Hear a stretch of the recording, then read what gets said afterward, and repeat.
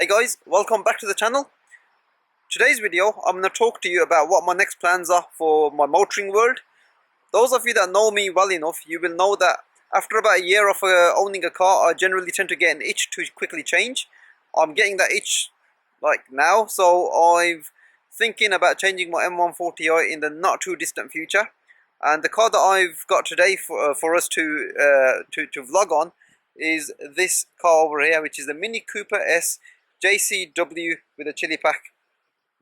So in this video, what I'm going to do is go through what this car is like to drive, to kind of live with, I guess, on a daily basis, and hopefully be able to conclude whether this is the car that I'm going to be buying. Now, there are going to be a few other cars that I've got in the pipeline that I'm going to be kind of considering, so hopefully they'll be coming to the channel very soon as well. So in the interim, let's just go and have a look at this car.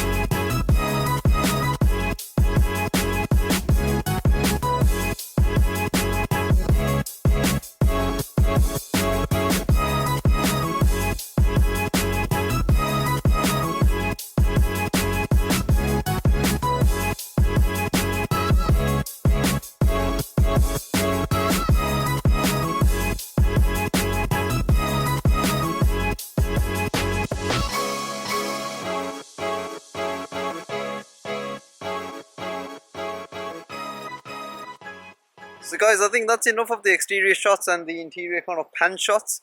I think it'd be rude not to give this car some sort of revs. Obviously you've got two nice chunky exhaust pipes there. I'm sure they'll make a nice sound. So yeah, let's go and give you some revs.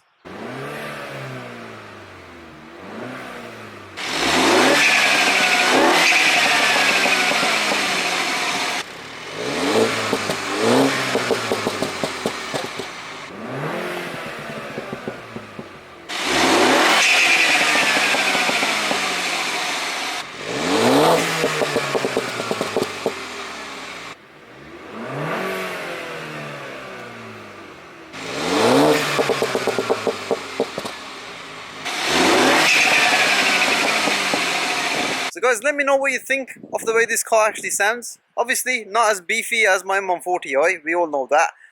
But yeah, let's take you out for a drive and let's see how this car actually compares on the road. So guys, now that we're in the Mini Cooper S, let's talk about what this car is like behind the wheel. Starting with the seats. These seats are fairly supportive. I wouldn't say they're as supportive as what I've got in my M140i. There's a little bit more kind of seat adjustment in them. This one, obviously you can adjust them in the sort of typical way, the backrest, the slide. You got the leg extender as well. What you don't have is you can't adjust the bolsters as you can in the M140i. Overall though, it's a great seating position. The pedals feel a little bit offset because this is a manual, so you do feel a little bit twisted behind the wheel. But what I can't complain with is the steering feel and how you've got the speedo, the rev counter right in front of you, and when you're moving the steering wheel up and down and for like say reach and rake, the whole instrument cluster kind of moves with it, and I think that's just brilliant. This car's got the head-up display as an option fitted. I don't think it's the best head-up display because it's literally like a little glass that sort of pops up.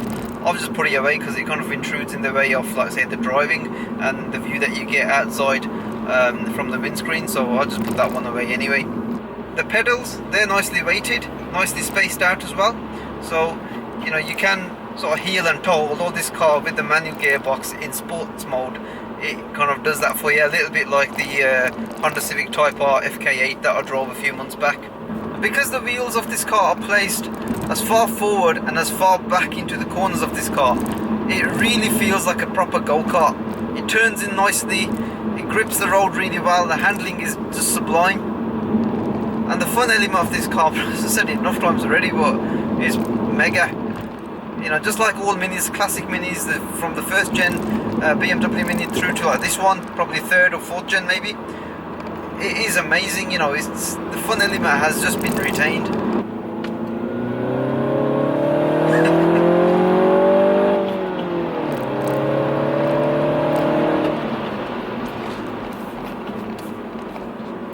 As you can see, there's a massive grin on my face, just because of the way this car literally just drives. The Mini has always had that kind of a fun factor. I mean, it's got a good feel as well. I mean, it feels pretty much every bit like a BMW. Obviously it's built by him, but it's got this kind of a cheeky character as well. I've got the manual here. You can get the Cooper S with a double clutch 7-speed gearbox, and then the John Cooper Works, you can get that with the 8-speed ZF gearbox, I believe. Don't know why they've done it like that, but those are the options available. The 6-speed gearbox, it's quite good in its operation. You know, it's got a good feel to it. I don't think it's as focused as that manual that you get in the Civic Type R FK2, FK8. This particular car's got quite a lot of options on it. You know, it's got the John Cooper Works plus the chili pack on this car, and with that, what you get is you get the Harman Kardon, you get the Pro Nav, and probably a few other bits and pieces. I'm not hugely tied up with the kind of spec that you get with this car, but from what I can tell, I mean, if I am going to go ahead and buy a Mini Cooper S, I reckon this would be the kind of pack that I would definitely choose. I think the pack itself is something around about 3.5, 4 grand on top of the list price, but I think you do get a lot more kind of kit with that.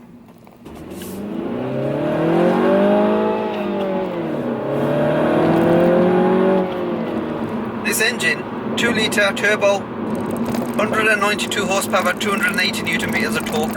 It feels fairly responsive. I don't think it's, obviously you can't compare this to like say 2 litre turbo engine, 300 horsepower like you get in an S3 or like say the Type R's and stuff like that. And the other thing is, although this red line's at 6,500, it doesn't feel like it's got a free revving nature to it, which is a bit disappointing. That, you know, even though you got a manual gearbox, it just doesn't feel like you want to rev this thing out.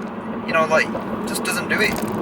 So just like the M140i, you've got the dynamic drive control, obviously Eco Pro, Comfort, Sport, Sport Plus. In here though, it's called Green, Mid and Sport. And when you flick into Sport, the message that you get on the infotainment system, maximum go-kart feel. Let's check it out then.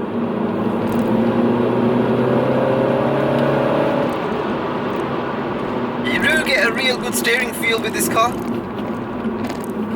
Obviously it is electronic, but it just feels like a go-kart, and it feels like, how can I put it, quite mechanical is probably what I'm trying to say. So when you put this car into sports mode, everything just becomes a little bit more vocal. The exhaust starts popping and banging. You get a more kind of a turbo chatter exhaust blow-off valve. Everything just becomes really vocal, and it's a massive change from, like say, driving it in its mid mode, which is just a normal kind of everyday use, to into sports mode. One thing I don't like about this is the kind of sound that this car makes. It gets quite boomy in here. I guess that's because I've just become accustomed to having like a straight 6 turbo engine, which is silky smooth, and you get a nice kind of a sound with that. With this, obviously it's quite loud. It is a 4-banger at the end of the day. And obviously not being hugely insulated, you do get a lot of that cabin noise and a lot of tyre roll because they're running on run flats as well. So it's not the most refined car. You hear those gunshots?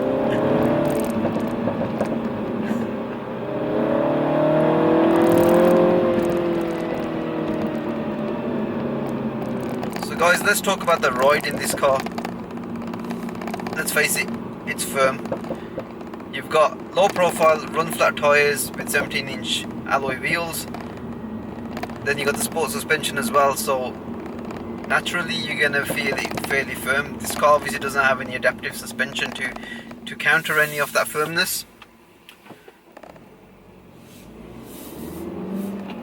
So as a long sort of cruiser, obviously if you're on the motorway it'd be fine. Around these kind of back roads, as you can probably even hear my camera shaking all over the place, and that is because how firm this car is, and it just crashes about quite a bit. So overall then guys, this Mini Cooper S with the JCW and the chili pack is quite a nice place to be in. Touch points are nice, soft touch materials. You do get some sort of scratchy sort of plastics the further down you go into the cabin, but overall I think it is quite a nice place to be. How does it compare to, like, say, my M140i? Well, I can't really compare it for outright performance. It doesn't come close to that. 0 to 16, this is probably about, 7 seconds, maybe into, like, say, the sort of late 6s maybe. Outright performance, like I say, I can't really compare it, but the back road sort of blasts, the fun factor is right up there. So the one criticism that I have got about the Mini is that although the steering wheel is brilliant, you got a real good feel for it, you get a real good kind of feedback, because it's front wheel drive, you are going to get torque steer. Now, although it's only got 200 odd horsepower, this car, when you are flooring it through a corner or just off the line, you do feel that you are having to tug at the steering wheel just to keep it in check. Perhaps I've just got used to driving my rear wheel drive M140i, where you get that sensation of being pushed around rather than pulled. I don't know, it's a small gripe. This car has probably given me the most smiles on, like, I don't know, a car vlog.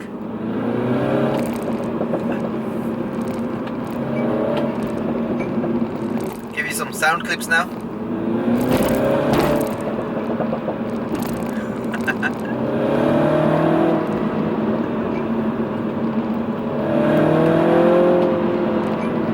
Right then guys, so we've just been for that drive. I hope you've enjoyed this content. Give it a like, share and subscribe to my channel for more car related content coming up. Let me know what you think of this Mini Cooper S with the John Cooper Works and the chili pack on it. I personally, like I said before, I'm looking to change my M140i. Now, I'm not looking for more power, because obviously if I wanted more power I could easily go and get like an M3, M4, M56 or whatever there might be. I'm looking for something that's going to give me power to weight ratio and maximum fun. This car definitely gives me the fun element. As a daily, I'm not 100% sure. The ride sort of crashes about quite a bit. It's not as refined obviously as my M140i, so those things do have an impact and are quite important to me. So I'm just going to keep my options open. This was one of the first cars that I've obviously test driven against my M140i and getting a feel for it. So yeah, let's just see what else kind of turns up and what else I'm going to sort of potentially buy. So yeah guys, hopefully I'll see you on my next vid.